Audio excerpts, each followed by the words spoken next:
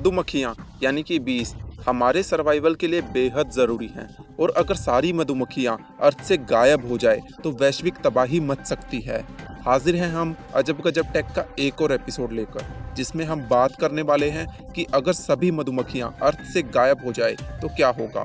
तो without time wasting let's begin. मधुमक्खियाँ दिखने में तो बहुत छोटी होती हैं, लेकिन मेहनत बहुत करती हैं। हर साल लगभग 30 बिलियन डॉलर्स का बिजनेस होता है उन फसलों से जिसे वो पोलिनेट करती हैं। मधुमक्खियाँ लगभग 70% फसलों को पोलिनेट करती हैं, जिससे लगभग पूरे प्लेनेट के 90% लोगों के लिए खाने की चीजें बनाई जाती हैं। मधुमक्खियों के गायब होने से एक डोमिनो इफेक्ट देखने को मिलेगा, यानी कि एक चीज के खत्म होने से उसका दूसरी चीज पर क्या असर होगा और उसकी वजह से तीसरी चीज पर, और ये चलता ही जाएगा। मधुमक्खियाँ प्लांट्स को पोलिनेट करके उनकी ग्रोथ में हेल्प करती हैं और बाद में वही प्लांट्स कुछ एनिमल्स का खाना बनते हैं।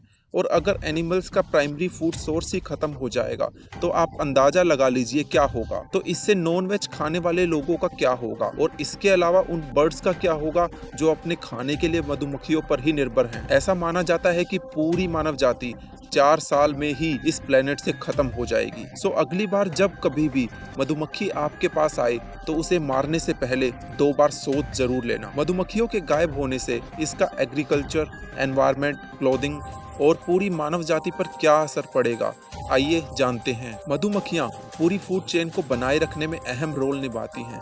किसी भी प्लांट पर फ्रूट्स तभी आ सकते हैं जब वो पोलिनेट होता है। जैसा कि मैंने बताया, मधुमक्खियाँ लगभग 70% फसलों को पोलिनेट करती हैं और 90% आबादी का पेट भी भरती हैं। मधुमक्खियों के गायब होने से 3 महीनों के अंदर अंदर सारी फसलें खराब हो जाएंगी। ग्रोसरी स्टोर्स धीरे धीरे खाली होने लग जाएंगे। जब फसलें ही नहीं होगी तो वहाँ सामान भी कहाँ से आएगा। जितने भी फ्रूट्स और वेजिटेबल्स मधुमक्खियों पर डिपेंड हैं, जैसे सेब, गाजर, नींबू, बादाम, ब्रोकली, सभी धीरे धीरे खत्म हो जाएंगे। इससे एक चीज़ तो ज़रूर होगी, अगर आपको कभी भी अच्छा और स्वादिष्ट खाने का मन किया तो उसके दाम आसमान छू रहे होंगे। सिर्फ इतना ही नहीं, बल्कि गाय और भैंस का खाना यानी कि अल्फाल्फा, वो भी मधुमक्खियों पर ही डिपेंडेंट है।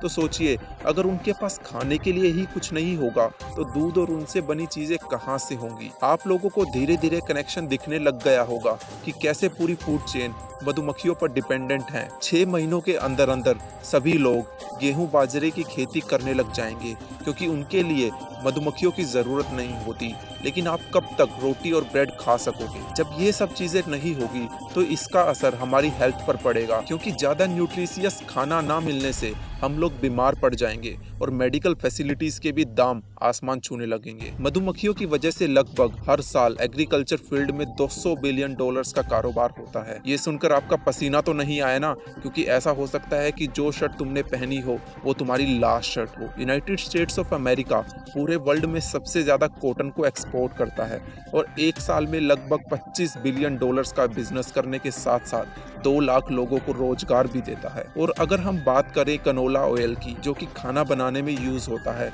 तो वो भी मधुमक्खियों की ही मेहरबानी है। कनोला ऑयल को बायोडीजल की तरह भी यूज किया जाता है, और अगर ये नहीं होगा तो हमें फॉसिल फ्यूल्स पर डिपेंड रहना पड़ेगा, और उनके ज्यादा यूज से एक समय ऐसा आएगा कि हमारे पास फॉसिल फ्यूल्स ही नहीं होगा। मधुमक्खियों के बिना बहुत से प्लांट ग्रो या फिर रिप्रोड्यूस नहीं कर पाएंगे, और जैसा कि हमें पता है वाटर रिटेंशन के लिए प्लांट्स का होना जरूरी है, तो हमारे जितने भी फ्रेश वाटर रिसोर्सेज हैं वो भी धीरे धीरे खत्म होने लगेंगे, और इसका इम्पैक्ट फूड रिसोर्सेज पर पड़ने लगेगा। क्या होगा अगर साइंटिस्ट रोबोटिक मधुमक्खियां बना लें, तो शायद हमारा काम बन सकता है। और मैं आपको मधुमक्खियों के बारे में कुछ ऐसी चीजें और बता रहा हूँ जो शायद ही आपको पता हो।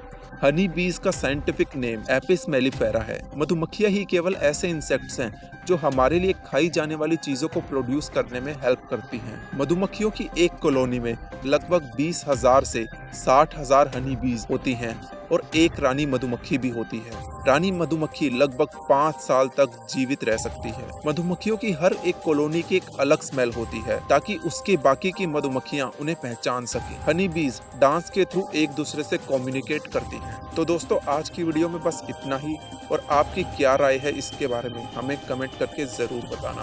अगर वीडियो आपको पसंद आए तो इसे लाइक और